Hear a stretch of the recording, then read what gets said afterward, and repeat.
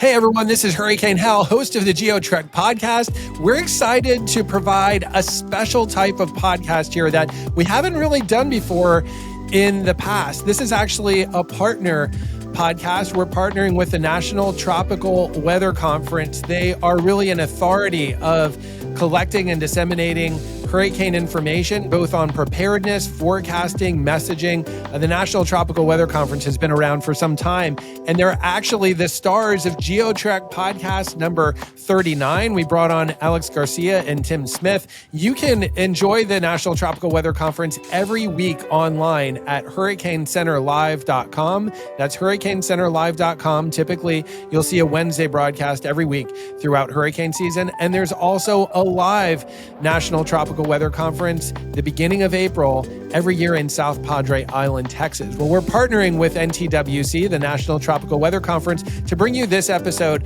of the GeoTrek podcast. It's a recent episode that we recorded in the NTWC with Jason Arigoni. He's a regional vice president with Home Depot. He oversees operations, customer experience, and associate development. And what I love about this podcast with Jason, he really has a vision of how Home Depot can help you prepare for disasters and respond to disasters after they hit. I know you're going to love this episode of the GeoTrek podcast with Jason Arigoni. Hey everybody, welcome to NTWC Plus. Great to have you along today for another program that I know is going to be fun and exciting. The Home Depot joining us today to talk about some of the things they do during, before, and after a storm. I know we rely on Home Depot in a big way as we try to prepare for storms and then afterwards as well. With us today, as always, former director of the National Hurricane Center, Bill Reed. Good morning, Bill. Where are you today? That's not your usual backdrop. I wish it was in the summer. I'm in Chimayo, New Mexico, which is 6,500 feet higher than my League City house and 25 miles north of Santa Fe. Good to have you along. What was the dew point there this morning? I don't have a dew point measurement, but I think it probably is in the low 30s, somewhere along there. We didn't have dew this morning. Yesterday we did. Dew point in the low 30s. I've heard about that. I haven't experienced that in a very long time. Hurricane Hal is with us this morning. Dr. Hal Needham from, somewhere in southeast Texas where the dew point's about 100, right, Hal? Yeah, that's right. Not as bad as you might expect for early to mid-September, but we'll take it. I'm on a screen porch in Galveston, Texas. I can hear the locusts. It's a nice morning here. Oh, lovely. Good to see you from the outdoors, enjoying the great outdoors. How good to have you with us this morning. Let's thank our sponsors before we get to the program. They're with us week in and week out. USAA, from the very beginning, USAA has been a supporter of NTWC Plus, of the National Tropical Weather Conference, and of all we do here with these programs, and we sincerely appreciate their support for what we do. The South Padre Island Convention and Visitors Bureau, the host of the National Tropical Weather Conference. If you're looking for something to do in April, start planning now. You can join us there as we bring this wall of experts together to talk about the upcoming hurricane season, the 2026 hurricane season we'll be talking about. We'll be looking back at this season as well, hopefully with nothing to talk about. The Weather Company, Weather Boy, and LiveView, all supporters of NTWC Plus, and we appreciate all of them. All right, let's see. Hal, you have the intro this morning, so let's get to you. Take it away from the great outdoors. Well, yeah, good morning, everyone. I'm so excited to introduce this morning's guest, Jason Arigoni. He's a seasoned retail leader with more than 2 decades of experience at the Home Depot. Currently serving as regional vice president, he oversees operations, customer experience, and associate development across multiple markets, driving growth while strengthening community partnerships and supporting Home Depot's culture of service. Jason, thank you so much for taking time to come on NTWC Plus today. Appreciate it, Hal. Thank you, everybody. Jason, I had to ask you, Home Depot does such an amazing job providing for communities when there's not a disaster, but then we know disasters have geographies to them and seasonality. So how do you, help respond to hurricane season as well? Are there special things you do to help hurricane-prone areas prepare? Yeah, if you think about it, we talk about it in the art and science of response. And so my team currently, the average tenure of the company is over 25 years. So they've been around the block once or twice, and they live actually out in the market. So they know their geography better than anybody else. And so we do take a lot of that tribal knowledge to know what's going to happen traditionally in those markets. And then we couple that with a bunch of science, as you guys can all appreciate and all the latest, greatest in technology, whether it be how we're forecasting and using AI and machine learning to enhance the responses. But our goal is in those markets that tend to get impacted more frequently. We do have a kind of a safety stock that we place in those stores from a product perspective. And then aside from our 2,000 plus stores, we also have one of the world's largest and most efficient supply chain networks. So we're always revamping and tweaking our approach to what products we keep in those warehouses, how we stage them, how we coordinate with our transportation companies to make sure that we can be the last to leave a market as long as it's safe for our associates, and be the first ones back into a market whenever they're hit by any type of natural disaster. As you guys know, it's become a bit of a year-round circumstance to have to deal with compared to just the traditional hurricane season that we used to have back in the day. Yeah, Jason, that's amazing. Could you explain a little bit, how does this supply chain network work? I mean, I know y'all are on the scene right after a disaster. Is it a combination of technology? Do you have staging areas? I mean, how does all that work? Yeah, and so we have different types of supply chain buildings across the country. We have some that are like a stocking DC, so they are designed to hold product, and those are where we put a lot of our hurricane response goods. They're really designed to hold large quantities. We actually put them in certain what we call lanes, so areas that are very accessible and that we can get in and out of the building very quickly. We also do a lot of training with our supply chain partners on how do we dispatch correctly, and then some for those high commodity, high use items. So think generators or think pumps in the Northeast. We actually preload trailers just as an investment in our communities, and they sit there waiting. And so all we need to do is when we make a call to do what we call run a can load, trailer hooks up to it and it's gone. So we can turn that thing out in minutes compared to hours. And so it's a little bit of a different approach depending on where we're at in the country and what it looks like. And then in addition to that, we have what we call our rapid deployment centers. Those are more of a river, they kind of the products coming in and out, but we've changed the way that we go about releasing products so that we can recover full assortments even quicker. Traditionally, retailers have focused on just storm SKUs, a handful of items. We've evolved our approach to having the storm SKUs, but giving the full assortment back to our communities depending on what their need is as quickly as possible. Jason, what's the geographic reach? Let's say a hurricane hits the coast. We know like some of those coastal communities are kind of offline for a while. I mean, will you actually see contractors drive well inland to like come and get supplies like that? It's not only really directly impacting those communities at the coast, but will you see this like geographic reach inland to get supplies?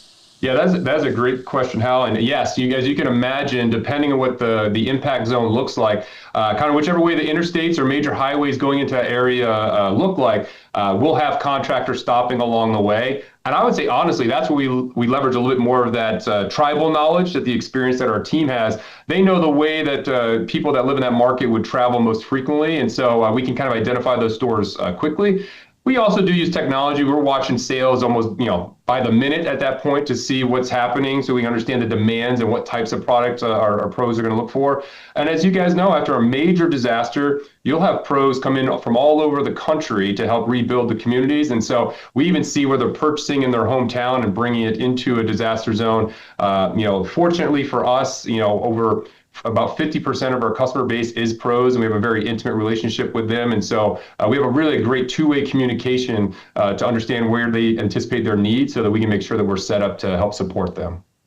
Jason, this is amazing. You and your team do such a good job of seeing things and preparing things from the product perspective. What advice would you give residents that live in a hurricane-prone or disaster-prone area when it comes to like getting out ahead of these events from the product perspective that you're seeing? Yeah, I mean, I lived most of my life in Tampa, Florida. I was a bit of a weather junkie myself and went through a bunch of storms. My family's still down there. So you hear from an early age growing up down there, you're better off to be prepared and not use it than to not be prepared and not have the opportunity to use it. And I do think that is still the mantra that I continue to preach today, especially being at ground zero on so many different disaster responses. Having a plan with your family or your loved ones, knowing when you're going to evacuate, where you're going to go, what supplies you need to have to protect your home, or where it is, your assets, and knowing what you're going to need to potentially, survive through any kind of initial impact, and then what your kind of rebuild plan is going to look like. Having that kind of mapped out, I think really does put your safety in a much better place, but also just eases your mind a bit. As you guys have encountered, the stress that goes along with all these natural disasters really brings a toll on people. And the more that they have a plan up front, it's still stressful, but it allows people to kind of navigate through that a little bit better. Yeah, amazing perspective there, Jason. I really appreciate that. I'm going to pass the mic over to Bill Reed now. He always has some very insightful questions, and I'm sure you got a few queued up there, Bill. Yeah, I'm writing as fast as I can. Now I can't read my writing, but a lot of what you're talking about kind of parallels how the National Weather Service works. The Hurricane Center, this big picture, we know what the hurricane's going to do, and we get that out there. But as far as local impacts, it's impossible for one person on the forecast desk to know what's going to happen in all 2,000 some counties that are in the hurricane risk zone. So we do rely on the local offices exclusively for that. So I was glad to hear how you work that. One question I have is here in Texas, a lot of industries now have representatives working with the state EOCs to make sure everything's coordinated properly. Does Home Depot have a role in that also? Yeah, no, that's a fantastic question. And so, yeah, within our corporate securities team, we actually have a director of business continuity, which includes all of our disaster response as well. And internally, we call it our command center, but we really mimic what a lot of your EOCs are doing, and we have partnerships with all that.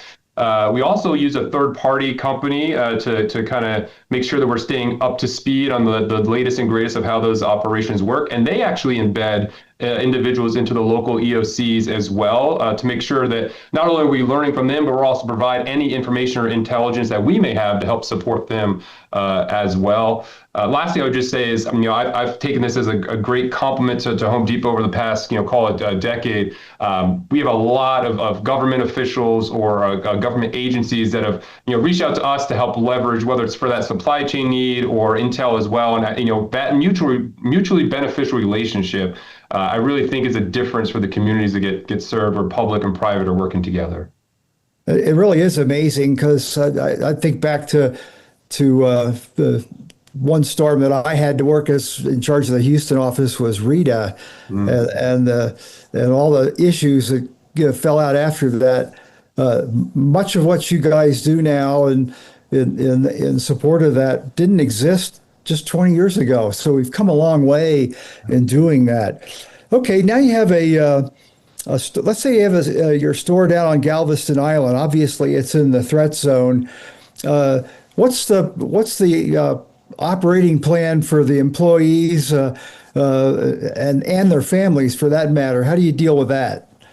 Yeah, no, it's a challenging situation, because you're always taking some guesstimates and estimates on what the kind of impact's going to be. We do, like I was talking about, for your personal plan. We also have a business plan as well as what that looks like to take care of our associates. We have some guidelines where we take precautions based on the severity of the storm. So based on the strength of the storm, based on the potential flood zone of the storm, we'll make decisions based on when to open a store, close a store, making sure we give them ample time on when to exit a store. We also use a lot of technology to help us understand even what the travel times and the curfews that may be in place, to gas stations that are available. We make sure all those things are kind of calculated as we make a decision on when to open or close a store.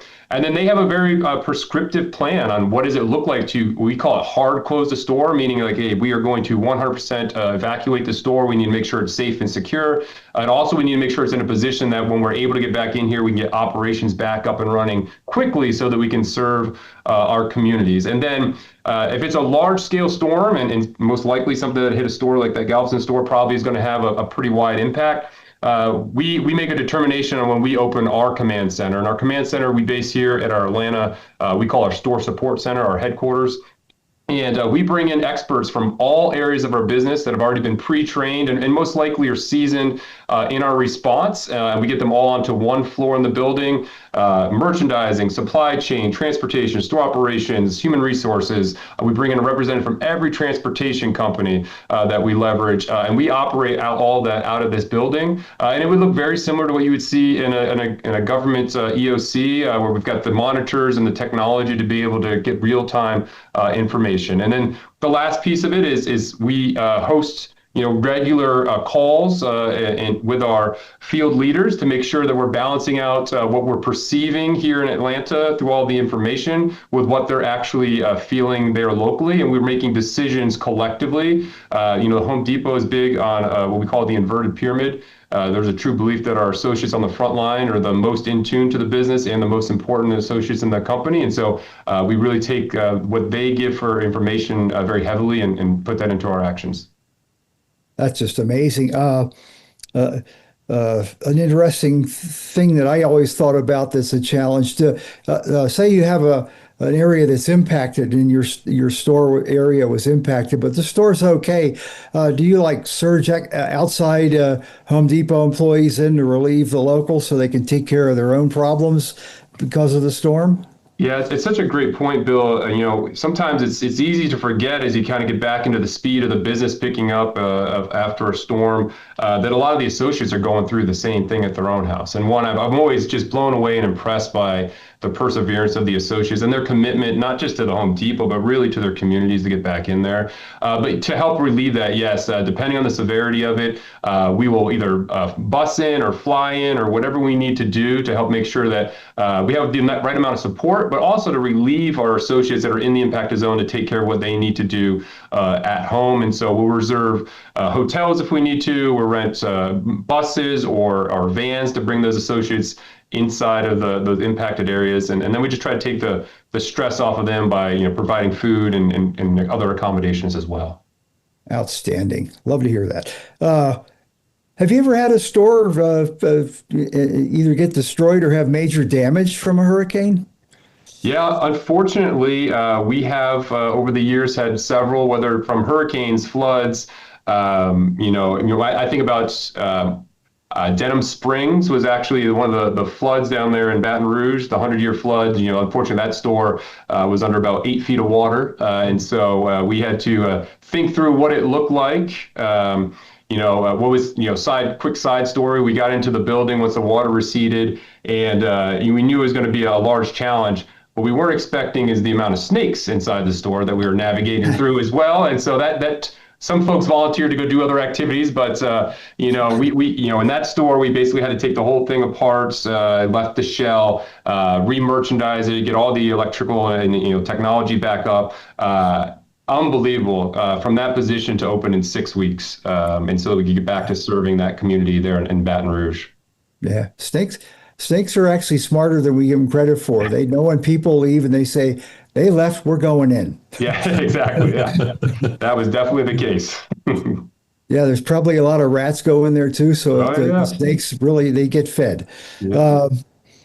What else did I have here? Oh, yeah.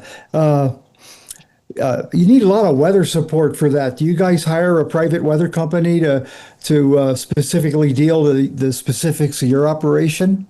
Yeah, so we do have a third-party emergency response company that helps with us. And what's great about that is they have a lot of different resources for us. So if we open the command center, we actually bring in staff meteorologists. We also bring in folks that have come from emergency command center kind of background. And so they will help tell us kind of where we should be putting our attention. They'll kind of give us information that we can decision off of. I think, since I've been back in this world the past couple of years, I don't know if they really appreciate my appreciation for weather, because I think I'm a junior meteorologist, but we have a great relationship going here where we share ideas back and forth and help, really the big thing is getting to the facts and not getting caught up in the media. Yes, we do have different weather stations playing on the TV, but we really try to hone into the data that we are curating ourselves, kind of getting through to the factual parts. Yeah, I always had a lot of professional meteorologists bristle at non-meteorologists doing weather, but I look at the number one thing people need to be prepared for weather is if you're exposed to a certain amount of weather that could be detrimental to you, become an amateur meteorologist and know what it takes to find out about the weather. And you're one of those because it's important to your job. It's important you know weather. It's a lot easier on us that are trying to explain a difficult forecast if you understand what we're up against. Sure. Tim. I'm just curious how often the team, if you will, gets put to work at Home Depot, that you have whether it's a hurricane or a tornado or a flood. Is this a multiple times per year that you guys really have to step up and put the plan into place? How often do you guys have to do that? Yeah, so I almost don't want to jinx myself because we've not had to open the command center this year. As you guys all know, it's been a relatively quiet year. But I do have vacation next week, so I fully expect that we'll have to open it. I'll have to come back from vacation. But last year was 5 times. 5 times last year we had to do a full command center. We also have different levels, just like you would for a local response from an EOC. So we have a rapid cell team that will deploy. We have a mini command center, depending on the scope, and then the full command center probably runs about 5 to 6 times per year on average. Of course, we've had some years where it's been much more than that. So, kind of my first foray running the whole show was Harvey, and as you know, we had like 5 storms back to back that year. So. It's we spent some time there. We definitely spent some time in there. Have you found yourself in the middle of it beyond your center there, actually in the disaster zone on occasion? Yeah, typically I'll let my team get in there first. One, not to cause any more stress for them, but let them get in first. But it's part of the Home Depot culture. It's important for us to be out in the field to truly understand what's going on. And so once we kind of get things at a point where we can get out there, we will get in there ourselves as quickly as we can. Most recently, on the tragic flooding in Kerrville, Texas. I was on the ground there within 48 hours with our nonprofits, our foundation, and others, just to make sure that we had a true gauge on where we could help the most. Talk about the foundation a little bit. You mentioned that. Give us a little more info on that. Yeah, the Home Depot Foundation is our arm to make sure that we're back out in the communities, and it does much more than just disaster response, but disaster response is one of its primary pillars. And so we work with a lot of nonprofit organizations, think the American Red Cross, Convoy of Hope, Team Rubicon, et cetera. And we really are trying to make sure that we're facilitating whatever they need to get done on the ground, and while also making sure that we're taking care of our communities and our associates as well. Even this year, we've committed over $9 million to disaster response. In a relatively quiet year, but we blend that with what we're doing with our own Home Depot, Team Depot volunteers, so associates of volunteering, and that of what our nonprofit organizations are needing to do as well in those areas. I was going to ask, you mentioned a bunch of partnerships. I was going to ask about that. It's one on my list here. Talk about some of the partnerships that you have before, during, and after a major disaster. Yeah, and so, I think about Team Rubicon first. Team Rubicon, a great organization, really centered around using, ex-military individuals to get into areas and kind of be on that front side of recovery.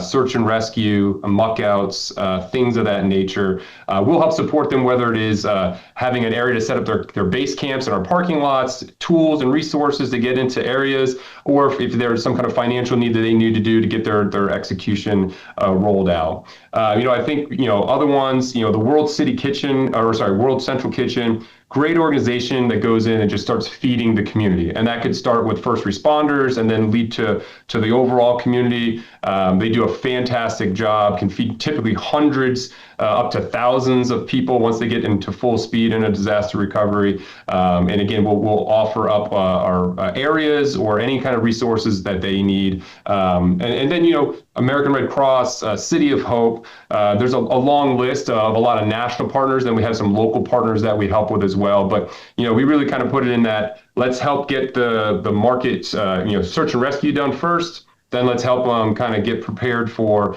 repairing and rebuilding. And then what I think is great about the foundation is they've really leaned into, over the past several years, how do we think about the long-term recovery of an area? And so we're working with multiple local nonprofits talking about, what's the city's plan of rebuilding and where would they need help? Where do they see gaps potentially in the the public sector where private could step in there and help them fill in any of the gaps that may be needed there, making sure that it's they have financial support for the long term, but then also any other kind of guidance or support that they would need to help make sure our market recovers after the news cruise leaves and other things kind of make the headlines.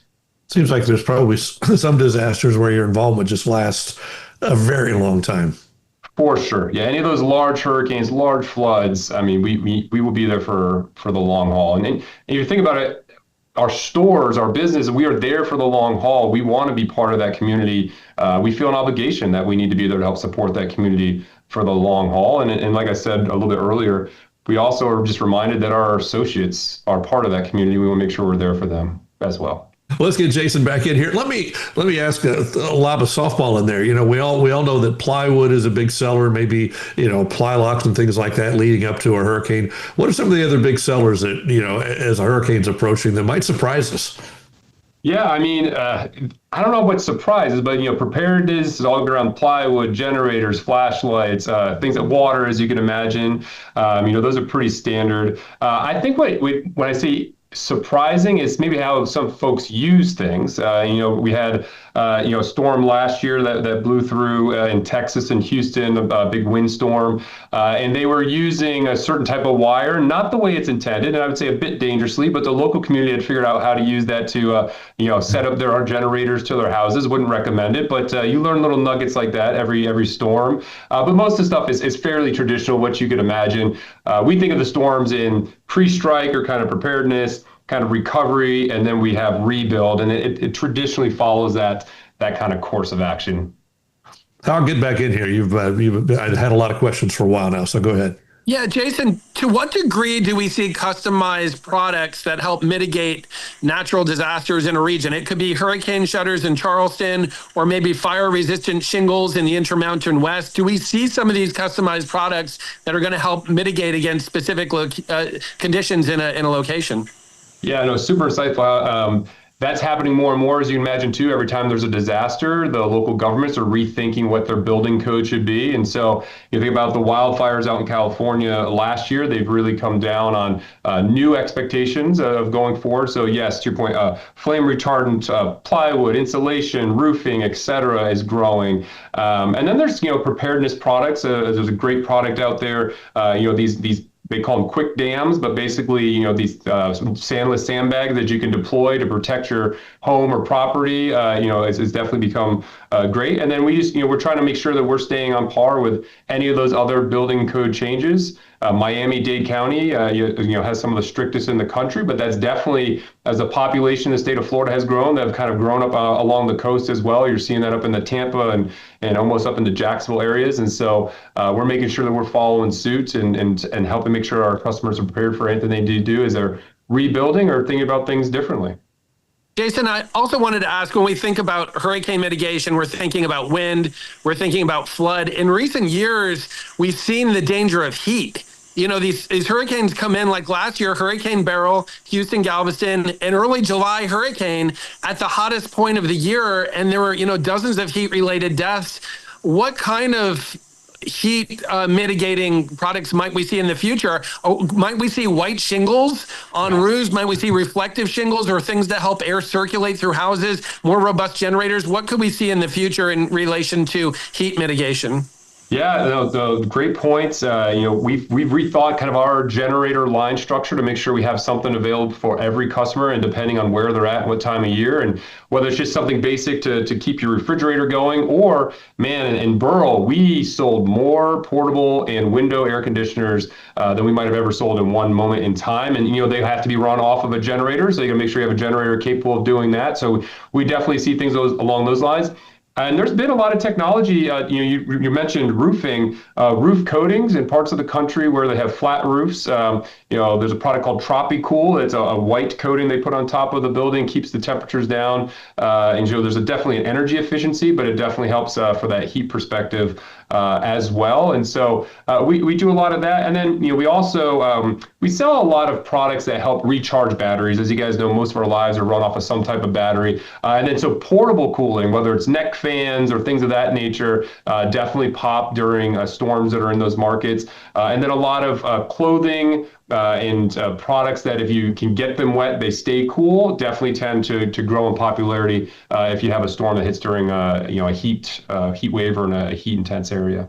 Well, that's fascinating. And I guess the logic with like a window unit air conditioner is the central air is down, but you could run that window unit off a generator, right? 100%. Yeah. Yeah. Fascinating. Thank you, Jason. Bill, back over to you. Oh, perfect timing. I had written down earlier about generators, but this is a bigger generator issue. Do you have backup generators on each one of your stores, or is that not economically feasible? Yeah, so we do have generators on each of our stores, and as storms have now spread, it used to be Florida. All of our Florida stores had the right size generator to run the full operations. As kind of these natural disasters have spread, we've spread along with it. So all of our stores have generators. All of our stores in our most impacted areas have generators capable of running a full operation, not just minimal operation.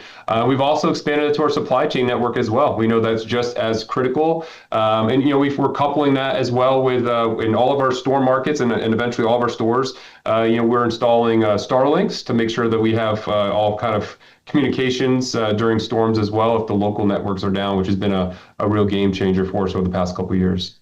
Yeah, boy, you just took away one of my questions. Great. Answer them as we go.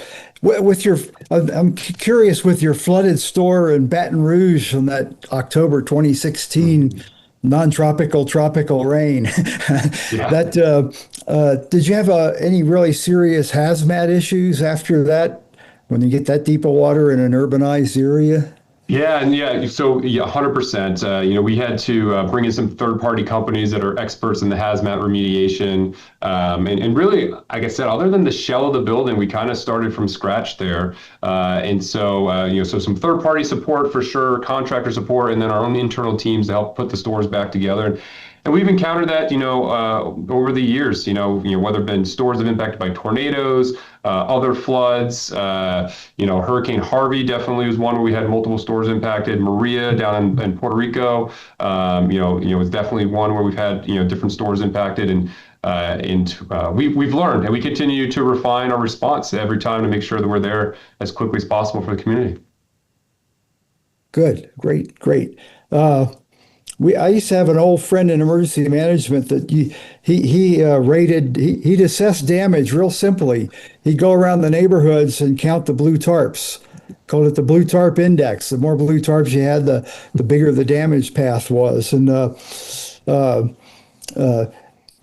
do you usually run out of blue tarp after a storm, or are you able to keep the supply running as long as people need them? It's definitely in high demand. Not going to say we've never ran out because sometimes you just can't get it exactly right, but it is definitely in high demand. Ironically, you bring up that example, and some of the recent Florida storms the past couple of years. I took one of my peers down there who doesn't work as much in the storm side of things, but he was coming down there to help lend some support with me. We were flying in, and he leaned over and he goes, "I didn't know there was such a Mediterranean influence in Punta Gorda, Florida." I was like, "Those are not blue tiles; those are blue tarps on the roofs." It's not a Mediterranean influence. But I appreciate you're with us for the moral support. Wow, yeah. I've reached that age where I don't want to go up any ladders, so someone else will have to put blue tarp on my place if the occasion comes to pass. I think I've lost my train of thought. Tim, what you got? Yeah, do you guys do any kind of workshops or community events, things like that on home preparation or personal preparation for storms? Yeah, over the years, we used to do a lot of stuff in person, and what we've learned is actually we have a bunch of resources on our website, and we do some virtual classes and an online kind of preparation stuff on there. That's really turned out to be where we get the most draw and the most attention. So we've really leaned in pretty hard on that side of things. So HomeDepot.com, you'll find a whole section around disaster preparedness. That's really been the way that we've leaned in compared to the in-person stuff we used to do, back in the day. What kind of things do you recommend to folks who are watching today and Fortunately, it's quiet. I think you're going to get your vacation in next week, hopefully. But So. what do you recommend to our viewers that live in a hurricane zone as far as what they can expect from Home Depot? They can go there, they can get things. I mean, what's your recommendation? Yeah, and so we're, you right now when we don't have a disaster pending, I go back to like make sure you have the basics. You can find checklists and things of that readily on our website of things that would be great to have in your home to be ready. If unfortunately you are forced with it, we're going to be there to help you get the products that you need. I would just ask for some patience. Sometimes those lines can get a little long, but we're going to do everything in our power to make sure we serve the communities. Like I said, we are going to stay open as physically long as possible, as long as it's safe for our associates. So make sure they can seek shelter. So we'll be there as well. I think just knowing that Home Depot is a place that you can come if you need something. While I would say we don't advertise this, but we've had instances where something comes up so quickly that we've had people seek shelter in our buildings. We've had people sleep in our buildings. We're going to do whatever we need to do to take care of the community and be there for you. And we're going to be the first ones to open back up as soon as we get the all clear. We already have letters that our associates that are part of our response teams are prepared with, so they can get past any kind of law enforcement blocks and make sure that we're secure there. We're also going to make sure that you have a safe environment if you need to come to a store after the fact. So if we have an area where there's enough demand, we'll have some third-party security teams as well there to make sure the shopping experience is comfortable for you. And we're going to want to continue to lead by setting the example of the right way to respond to our communities when they are in a time of need. That's terrific. Thank you. Last thing I would say, Tim, I just think it sums it up so well. And you might remember this commercial is probably 15 years old, but for me, it was just kind of the hook when I got here. You'd see a Home Depot delivery truck pull up to a stop sign, and you hear on the radio, the National Weather Service talking about a storm. You see a large storm front off to the side, and then kind of a sunny side to the right. And he's got his turn signal to the right to go where he's supposed to go, to the sunny side. And I just think it sums it up as he hears the call come out from the National Weather Service for help. He turns the signal to the left and drives towards the storm. And that is our mentality, is that we're going to be there to help support. Love that. That's terrific. It drives the message home. What have we learned today? This has been a fascinating program. What's your takeaway? I mean, so much, what I'm really getting from you, Jason, is there's a whole culture behind preparedness and being engaged and involved with your community. And I think what I hear from you is a lot of this is 365 days a year. It's not just when you're in the cone of a hurricane strike. 100%. Yeah, we are always planning continual improvement. That's our goal. We know we're not going to be perfect, but we're going to be better every time and keep learning. And it's all year round, all the entire North America working together to make sure we're ready to go. Jason, I do want to ask you, where do you see the path forward? Like, what does the next, say, 10 to 15 years look like in the industry? Yeah, I think, we are definitely leaning in and bringing in more AI and machine learning to help make sure that we can digest data and really understand the best way to respond and take some really educated guesses on where that's going. I think that will continue. I think as supply chain networks continue to evolve and innovate, we're going to be able to leverage some of that innovation, whether it's on response time, whether it's on how you package products that together to get to areas, whether that might just be even going more direct to customer from our supply chain buildings. I think you'll have more options as that process evolves in the future. And we're already starting to see it today. Our stores are still going to be the forefront, and they are the mecca when we have something going on within storm-related areas. But our supply chain buildings now can also be leveraged as an asset, because they can, even if they are outside the geographic area, they can get in there quickly.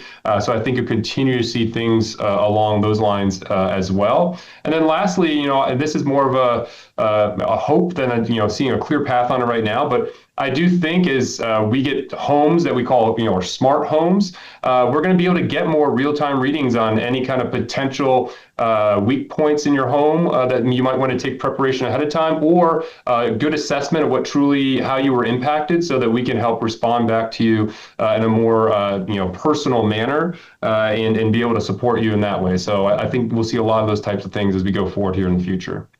Thanks, Jason. Terrific. Bill, last question, last thought.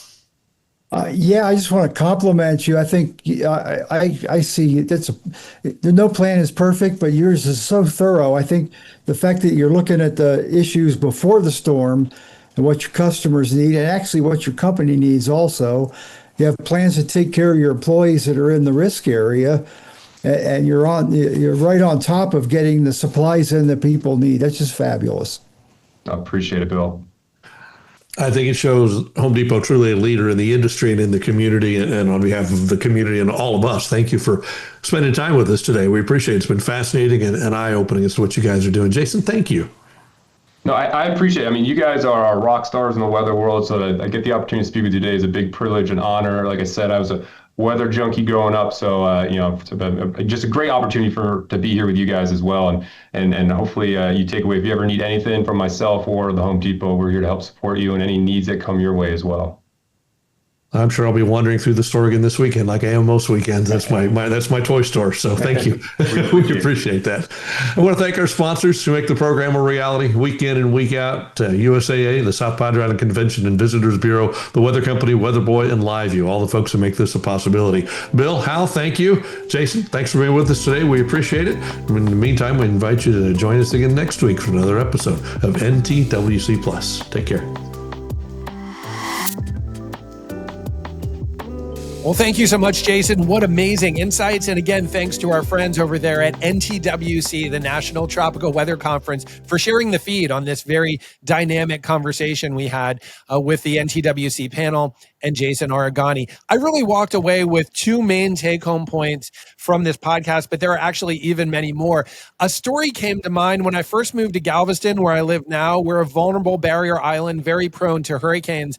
I had a friend of mine that worked in historic preservation. He did a lot of maintenance and construction on houses. And I asked him, I said, when you go to a main retail store, if you go to a Home Depot or a place like this, can you find specialized products at the hardware store for the coastal environment, dealing with salt, dealing with hurricanes? And this was back in 2016. My friend who had a lot of experience said, no, in general, what you find in a place like Galveston is going to be similar to what you find in Missouri or Iowa. This was 9 years ago.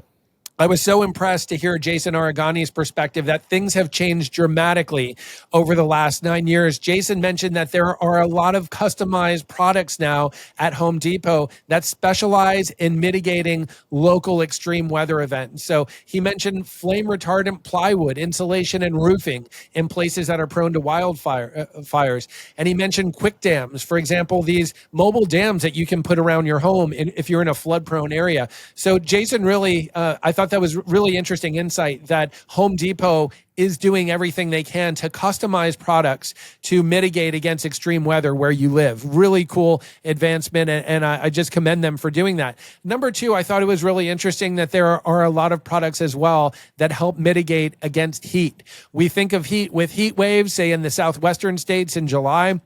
But what about heat after a hurricane hits your community and you've lost power for 2 weeks? Heat is a big problem to public health after disasters, especially for areas that lose electricity. Jason mentioned portable AC units, generators, and even some new innovative products. For example, coating on roofing that helps reflect sunlight. Really cool to hear about these products. Again, if you're concerned about heat in your community after a power loss, you may want to go to Home Depot and check out these innovative products that they have that can help keep your home cool, even if you don't have central air.